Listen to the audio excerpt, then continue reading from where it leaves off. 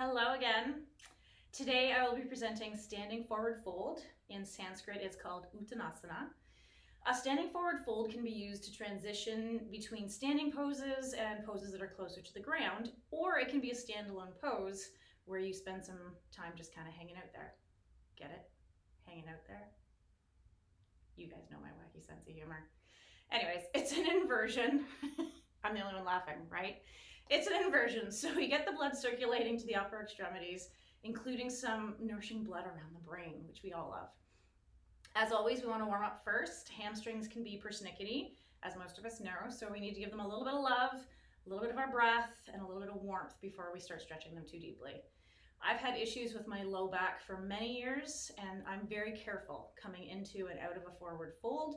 I'm going to go through a lot of modifications or different variations today when I go through it. But if you've been to my classes before, you've heard me talk a lot about bending the knees, at least a little bit, making sure we're never, ever locking that joint. And if you do have low back issues, you want to bend those knees a lot. Actually, I put in my notes a lot with big capital letters, so it's very important to bend the knees. I do use the roll-up, if you've been to my classes, as an option of getting out of forward fold. I know there's some controversy in whether we should be doing roll-ups or not because of the torque that they can put on our back. I learned from a physiotherapist to do the roll-up. He actually gave it to me as an exercise for some issues with my mid-back when I had some sticky vertebrae there. So I was taught to do the roll-up by scooping the abdominals in, kind of like you would do in the Pilates roll-up from the floor, bending the knees a lot, and rolling up, taking your time, not doing it too quickly.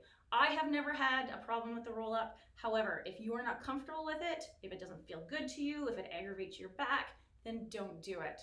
Okay, just as in any yoga pose or anything in life, if you don't like it, if it aggravates you, then don't do it. All right, so that's my little piece of advice for you there.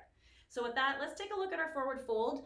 You might want to have a block or an egg with you just for some of the modifications that I'm going to show. And we're going to find our yoga mat and we're going to start in our mountain pose. So I'm just going to start, we've done mountain pose, so if you want to go back to look at one of my other videos that talks about mountain pose, you can go back through that. But we want to make sure we stack the joints as always, so ankles underneath knees, knees underneath hips, and hips underneath our shoulders. That keeps our joints safe. So that's the position we start in. I'm going to show it from the side because then you can see the fold a little easier. So we set up our mountain pose. We want to be nice and strong and grounded. We want to find our breath here.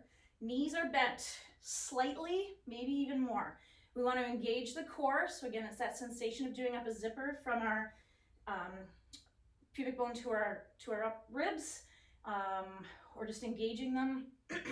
That spot about 2 centimeters below our belly button, we want to draw it in. Same thing. And then just inhale. Traditionally, we sweep arms up. It's a big swan dive. Bend the knees and fold into your forward fold.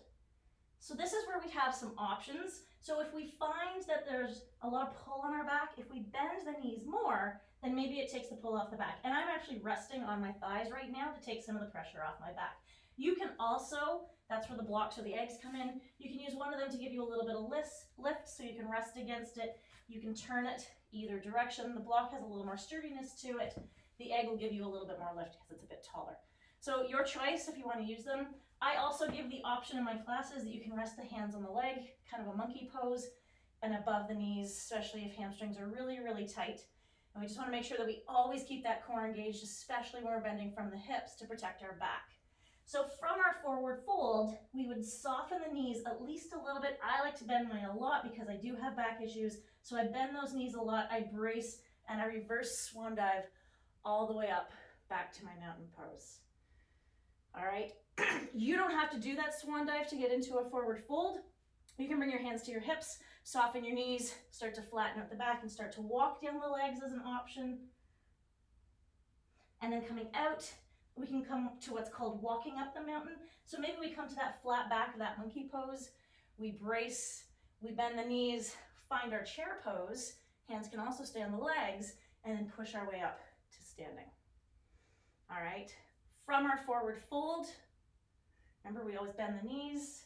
We can also do the roll up, which I'm going to show. And again, if you're not comfortable with it, don't do it. But you want to bend the knees a lot. You want to scoop and roll the belly to really protect the back. And then take your time to roll all the way up. And then shoulders come down when we get to the top. So lots of options.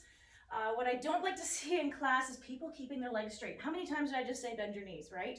So what I often see is in class when people do forward folds, and I hate doing this, but I'm going to show you what it looks like.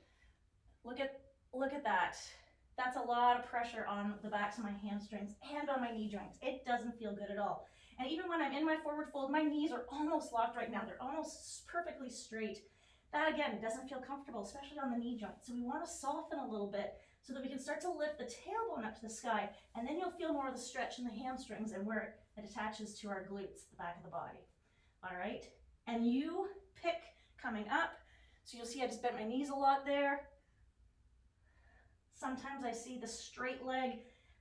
Again, I hate doing it, but I'm going to show you so you see what it looks like. The straight leg lift up, that's a lot of torque on the back and a lot of torque on the knees. So if there's anything that you've learned today from doing this forward fold is bend your knees. So if you have any questions, you can contact me. My email address is coppensfit@live.ca. You can also find me on Facebook. You can find me on the internet. My webpage is www.coppensfit.ca. And I hope you enjoy practicing your forward fold, and see you soon. Namaste.